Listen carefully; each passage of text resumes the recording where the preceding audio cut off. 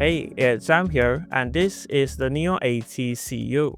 It's a premium 10 keyless keyboard with a solid copper bottom featuring an acoustic structural design. Starting from $210, it's available in 9 anodized colors with different weight, PCB, and plate options.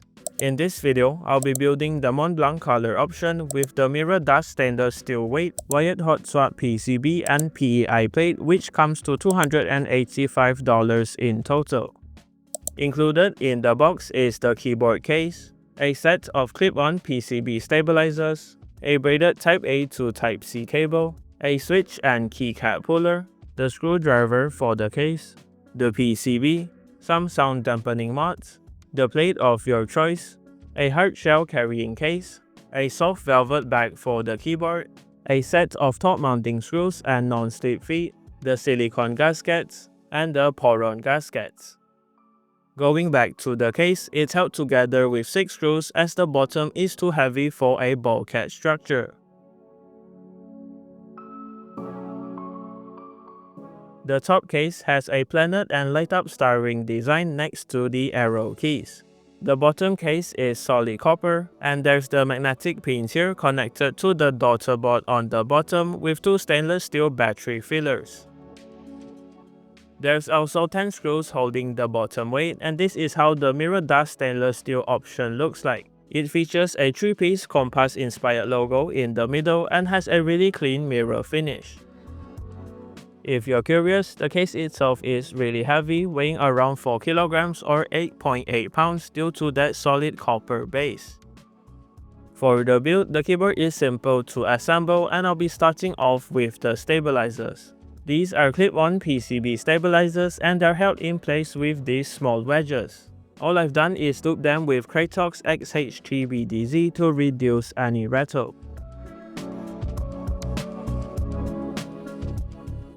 After the stabilizers have been looped and tuned, the gaskets can be installed on the sides of the PCB, and I'm using the silicone gaskets here. Then the PE sheet and Tamron foam can go on the PCB, followed by the plate.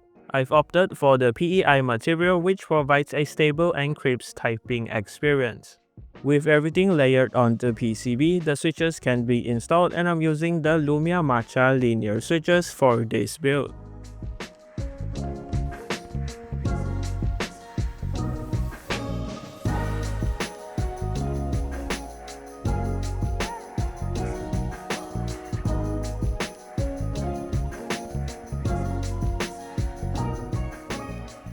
With the switches installed, I moved on to the case, starting with the non-slip feet on the bottom, followed by the case foam to dampen the typing sound. Now the plate and PCB can go in, and the top case can be assembled to hold everything together.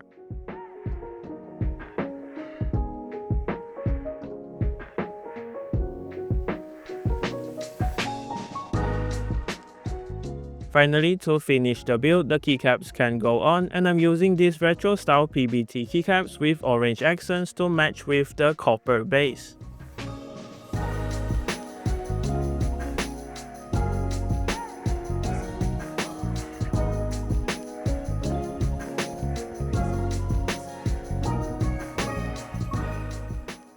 Moving on to the software, the Neo80 Cu is compatible with VIA. With the JSON file, you can remap all of the layers and keys, switch between the different supported layouts, record and import macros, save and load different layouts, and configure the small RGB lighting on the keyboard. Carrying on to the typing experience, the gasket-mounted PEI plate feels stable with a slight bit of flex. It gives a small bounce back when in use and sounds quite light and clean when paired with the copper bottom and sound dampening mods. Anyway, here is the typing sound test. Please enjoy.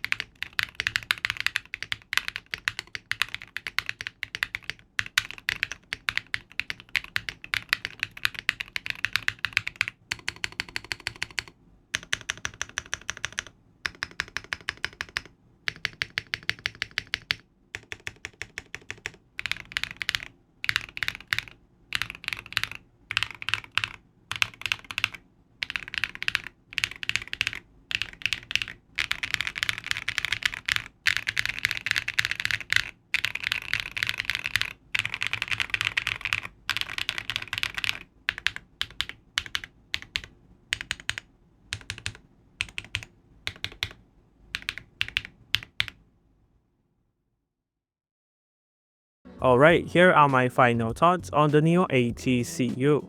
Design-wise, it's stunning with nicely integrated details like the mini planet and compass logo on the case. From a material standpoint, you're also getting some really high quality stuff here. The mirror finish rate looks awesome and the solid copper base gives it a uniquely clean sound signature. Plus the keyboard is also super heavy and I really like that for some reason. So if you're interested in the Neo80 Cu, it will be linked in the description below, and that does it for this video. Thanks to Neo Studio for the keyboard and thank you for watching. Leave a like on the video if you liked it, dislike it if you didn't, and remember to subscribe if you haven't. See you in the next one.